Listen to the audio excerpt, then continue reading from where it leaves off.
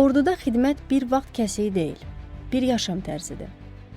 Zabit olmaq qərarını verən hər bir şəxs orduya insan kimi girir, qəhrəman kimi çıxır.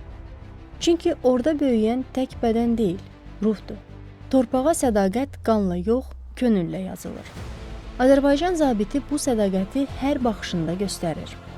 O, qoruduğu yeri sevərək addımlayır.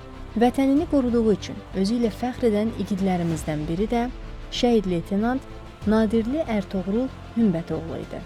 Ertoğrul 1997-ci il mart ayının 31-də Sədərək rayonu Qarağac kəndində anadan olmuşdur. Hələ uşaqlıqdan öz yaşıdlarından həm fiziki göstəriciləri, həm də cəsarəti ilə fərqlənən Ertoğrul idmana da böyük həvəs göstərirdi. 2004-cü ildə bir nömrəli tam orta məktəbində təhsilinə başlayan Ertoğrul qısa müddət ərzində həm məktəb yoldaşlarının, həm də müəllimlərinin sevimlisinə çevrilir. Burada o, Azərbaycanımızın tarixini dərindən öyrənir, əsl vətənpərvər kimi yetişir. 2012-ci ildə Naxçıvan şəhərində yerləşən Heydər Əliyev adına hərbi liseyə daxil olan Ertoğrul, bununla da zabit olmaq arzusuna ilk addımını atır. 2015-ci ildə Heydər Əliyev adına Azərbaycan Ali Hərbi Məktəbinə qəbul olan Ertoğrul, 2019-cu ildə leytenant rütbəsi alaraq məzun olur.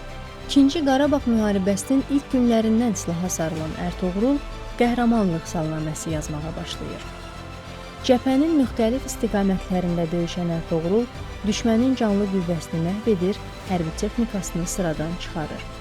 Oktyabrın 2-də Murovdağ istiqamətində gedən döyüşlərdə şəhadətə ucalan Ertoğrulun nəşi 52 gün sonra tapılır və ailəsinə təhvil verilir. Ertoğrulun atası Hümbət Nadirli qeyd edir ki, 52 gün balamın yolunu gözlədim. Hər gün əllərimi uca Tanrıya açıb, tək balam gəlsin, quzu qurban kəsəcəm, deyə oğlu haqqında danışır. Ertoğrulun cənazəsi gələn gün atası tabutu önündə qurban kəsir. Ölümündən sonra Kəlbəcərin azad olunmasına görə, döyüşdə fərqlənməyə görə, vətən uğrunda medalları və 3-cü dərəcəli rəşadət ordeni ilə təltif edilir. Şəhid leytenant Nadirli Ertoğrul Hümbətoğlu Sədərək Şəhidlər Xiyabanında torpağa tapşırılır.